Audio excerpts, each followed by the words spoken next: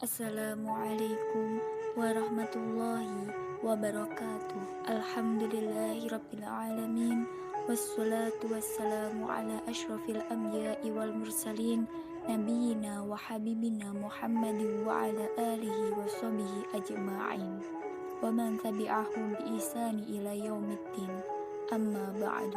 Perkenankanlah saya pada kesempatan ini untuk menyampaikan kultum yang berjudul Adab beribadah dan masuk masjid. Adab adalah bagian terpenting dari kehidupan beragama, sebab aspek ini berkaitan dengan akhlak. Pada dasarnya, agama merupakan fondasi dalam kehidupan sehari-hari dan juga bekal hidup ke depannya. Adab merupakan salah satu hal penting yang dapat menumbuhkan kecintaan kepada Sang Pencipta maupun ke sesama manusia. Tak hanya itu, adab ini juga penting dalam mencegah manusia untuk berbuat buruk. Manusia beradab akan menjadi pribadi yang adil sehingga patut dijadikan pemimpin. Selain itu, manusia beradab akan terus belajar dan memperbaiki diri untuk menyempurnakan akhlaknya. Suatu ibadah menjadi tidak ada nilainya manakala adab dan akhlak tidak dijaga. Allah Subhanahu wa Ta'ala telah menjelaskan bahwa adab memiliki pengaruh yang besar untuk mendatangkan kecintaan dari manusia. Allah Subhanahu wa Ta'ala berfirman, "Maka disebabkan rahmat dari Allah lah kamu berlaku lemah lembut terhadap mereka. Seandainya kamu bersikap keras lagi berhati kasar, tentulah mereka menjauhkan diri dari sekelilingmu. Karena itu, maafkanlah mereka, mohonkanlah ampun bagi mereka, dan bermusyawarahlah dengan mereka dalam urusan itu." Ali Imran ayat 159. Takutlah dan jauhilah perkara ingkar dalam beribadah kepada Rabbmu, sebab sesungguhnya Allah Subhanahu wa Ta'ala telah berfirman dalam Quran surah Az-Zariyat ayat 56-58. Aku tidak menciptakan jin dan manusia melainkan agar mereka beribadah kepadaku.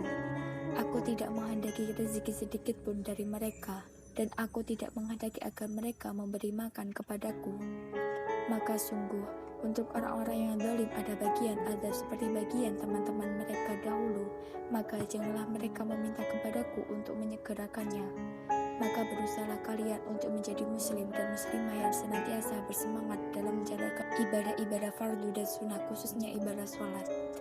Apabila waktu sholat hampir tiba, baiknya persiapkan dirimu untuk segera berwudu dengan tetap memperhatikan adab-adab misalnya tidak berlebihan dalam menggunakan air.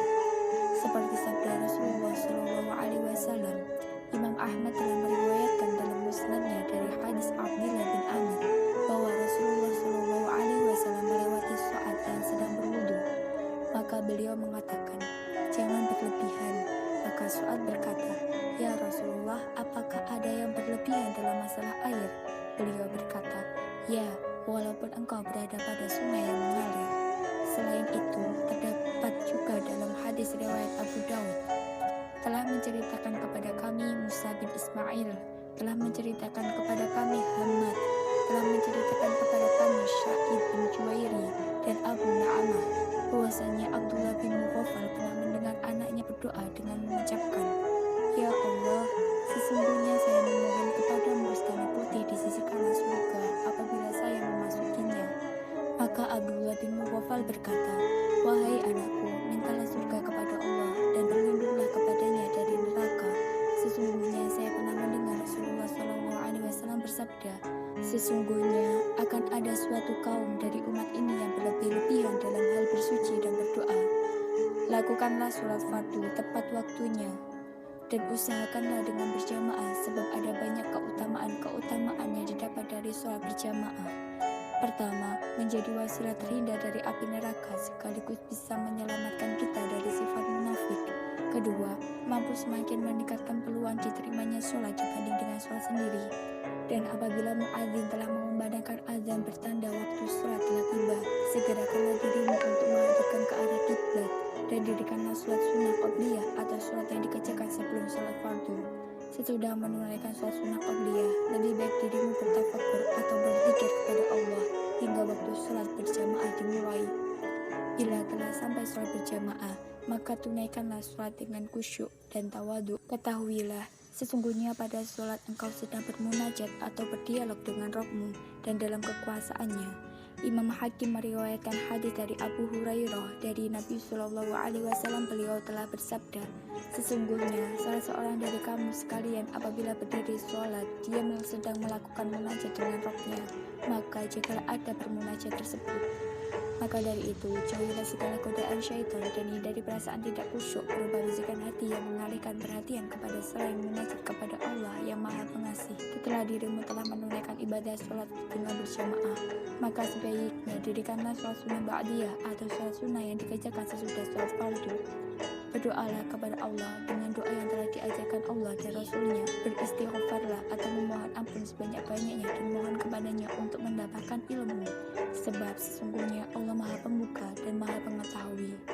Sesungguhnya lebih baik lagi jika selama berada di dalam masjid, jagalah atau peliharalah wudumu. Sebab masjid adalah rumah yang diridhoi Allah. Maka barang siapa yang memasuki masjid akan mendapat keridhaan Allah.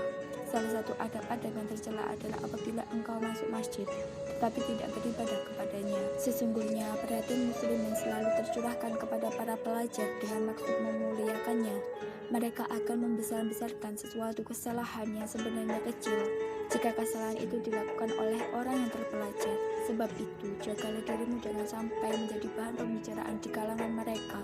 Tunakkanlah suaramu, janganlah engkau bermusuhan dengan temanmu. Jangan membencinya dan jangan menghalangi seorang mukmin beribadah kepada Rabb-nya di masjid tersebut.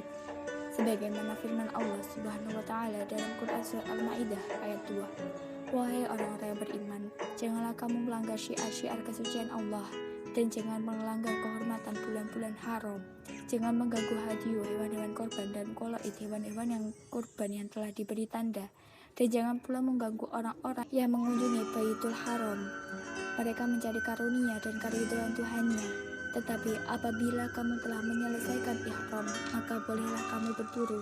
Jangan sampai kebencianmu kepada suatu kaum karena mereka menghalang-halangimu dari Masjidil Haram, mendorongmu berbuat melampaui batas kepada mereka. Dan tolong menolonglah kamu dalam mengerjakan kebajikan dan takwa.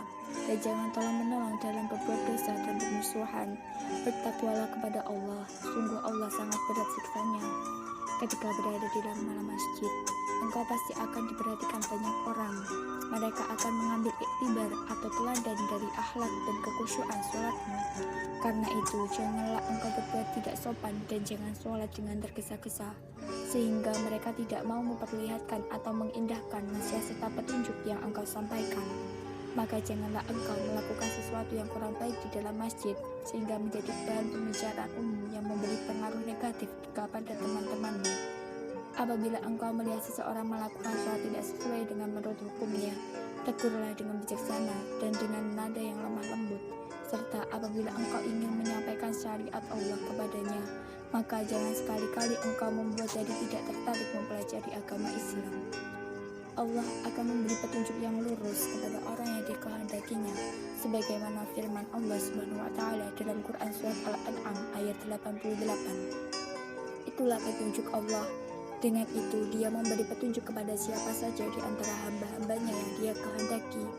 Sekiranya mereka menyekutukan Allah, pasti lenyaplah amalan yang telah mereka kerjakan. Demikian kultum agama yang dapat saya sampaikan pada kesempatan ini. Semoga dapat bermanfaat bagi kita semua dan dapat kita aplikasikan dalam kehidupan sehari-hari. Lebih dan kurangnya mohon dimaafkan.